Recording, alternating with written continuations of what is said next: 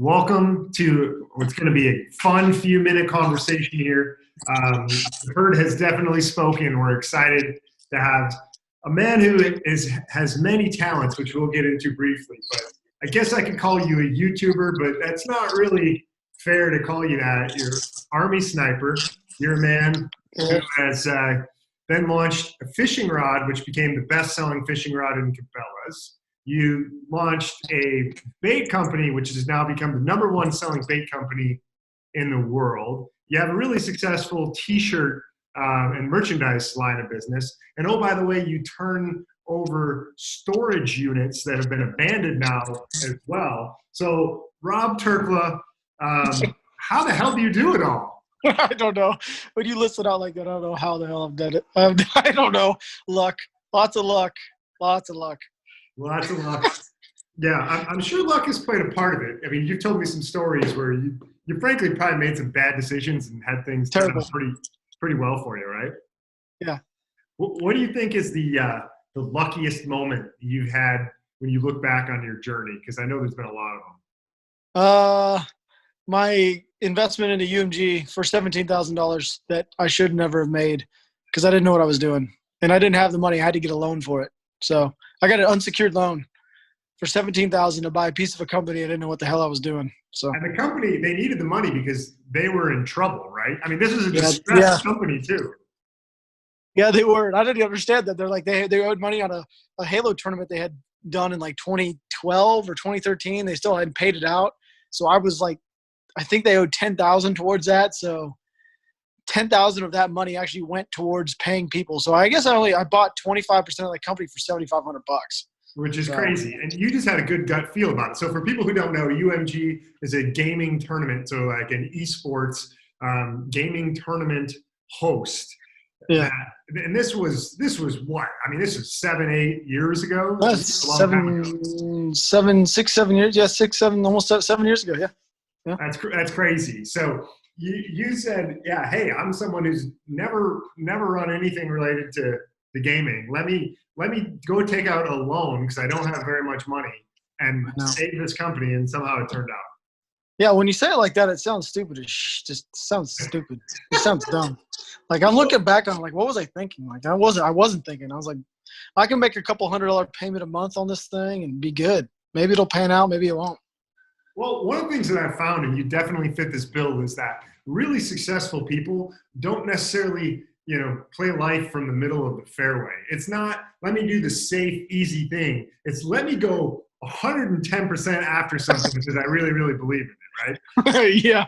I mean, I've had shit not work out. I promise you that. The stock market has panned out not very well for me sometimes. So there's some things I just don't do well, and that's one. Well, one of the things that you clearly did well, when you were in the Army, you were a sniper, and you actually led a team of snipers. And so you did that for a long time, and there's great stories there. Sometime I'd love to dive into those. But what I'm interested in hearing a little bit more, and maybe this is we're going to switch our mood here a little bit. But when you transitioned out of the military and re-entered into civilian life, I mean, that was a really, really tough moment and a really big challenge for you. So I know a lot of people right now are facing huge challenges too, different situation, but I guess what are some of the things that you learned going through that really challenging situation as you were trying to re-enter civilian life? Alcohol is not the answer. That's probably the #1 thing I learned, to be honest. Alcohol is not the answer. And then you can, work ethic is about, if you have a good work ethic in the civilian world, you'll crush it because a lot of people are lazy. So, well, yeah, I want to go into that a little bit. It's funny. I remember before, and I hope you don't mind me sharing this, but you'd said YouTube kind of saved you because you started deciding you want to make videos, but you didn't want to be drunk on camera, right? Yep, that was it. I made it to where I couldn't be drunk on camera anymore. I mean, you couldn't film a YouTube video and be drunk, so I just started making YouTube videos, and it kind of saved me. So, I mean, who knows where I'd be right now. And fast forward, for those who don't know this, fast forward, Rob has been tremendously successful. I mentioned that at the beginning. But the man threw out a first pitch at the Texas Rangers game last summer. That was one of your goals. Yeah, that's impressive. Yeah, because of YouTube. Yeah, I know. That's kind of wild when you say. I guess I've done a lot of stuff I don't even realize I've done. Once you laid it out there, I guess, damn, It's been a crazy last 4 years. Yeah, for sure. And I know you've got one thing that's still on your list, which is you want to go fishing with George W. Bush. So Yeah, anyone I do. who sees this and has a connection, let us know. Rob would love to go fishing with him. Yeah, damn, that would be a tough one though. Yeah, I think that would be a little bit tricky for sure. But so let's go back to hard work. So you do have just a ton going on, and one of the things I really respect about you, and I think it's important for all men who are really successful out there, is just getting after it and really working hard. So how is it that you prioritize things? So, oh, by the way, you know, you're a father, you know, as well, and have plenty of responsibilities at home. So how do you manage all of the responsibilities and commitments you've got? That's a good question. I don't really know. I just kind of roll with things. I'm really good at just rolling with it. Like I don't really have an idea. Damn, after you say, I don't know. I just do it. I'm on the phone a lot though. I will say that. Yeah. I'm on phone calls quite a bit. I mean, I can answer part of that. You don't watch sports, right? You don't, I watch football, and that's that's one day a week. But I don't watch anything but the Cowboys. yeah. So And you did, that's pretty much it. What's that? This isn't a MuskOx advertisement, but I must say you wore that MuskOx flannel. I did.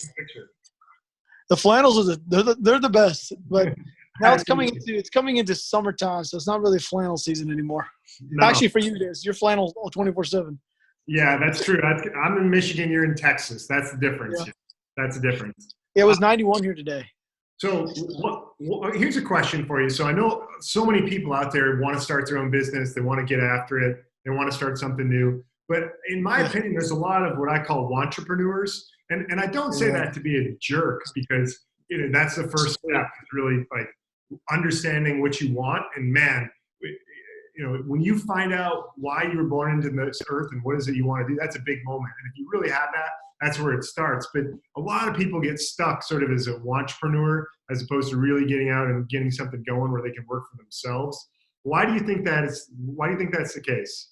I think a lot. I've never heard the entrepreneur. But that's a good terminology. One other thing, I think people are scared to take the chance and get out of the little bubble they're living in. They know they can go to their 9 to 5 and they can make their money and pay their bills, but they're scared to take the chance and risk it for about a month or two. Because I mean, even when I started my YouTube channel, Sarah had to quit her job, and we didn't have an income for like 6 months. I didn't get paid from YouTube. No, 4 months. 4 months. Excuse me. She quit in February. I didn't get my first paycheck till June or July. Yeah. From YouTube. And I was like, you know what? Screw it. I'll try it. I had like 1,000 to 2,000 subs or so. I'm like, I think I can do this. I just got to do daily videos. I think most people are just kind of scared to take the initial leap to do it. But once you do it and it's successful the first time, then you're like, oh man, I might be able to do this again and again and again and again and again. And it just kind of becomes like a drug. Seeing the numbers and everything increase is literally like a drug. That's pretty much all it is. Yeah. Okay, go back to your question. I'm sorry. Yes, people are scared to take the initial leap. I made that way too long. But man, you know what? There's a lot of people right now that have no idea, but they've got a blessing right in front of them right now, because they don't have as much to lose because they've lost their job, or there's a huge moment and a huge opportunity. And I can't tell you how many startups that were founded during the downtimes in the past. Dude, any startup that happens right now, that person's going to be successful, because if they're able to make something during this time, they're really good, and they need to continue. 100%. Well, listen, I appreciate your time. I got one more question, since we did talk about football, and I know you're more of an NFL guy, so we'll keep this focused on the NFL. Here's the question: will there be an NFL season this year? Yeah, of course. 100%. Yeah, of course. Yeah, 100%. I mean, I literally just went and picked up dinner down in Frisco, and they're opening up all the shops on the 1st. From the 1st to the 15th, they're going to have masks on and gloves for servers, and then after that, it's optional. Like, Texas is wide open. So, yeah, we'll have something. All right. I love it. I love the optimism, and I appreciate you spending some time with us today, Rob. Thank you so much, man. Yes, sir. All right. Take care.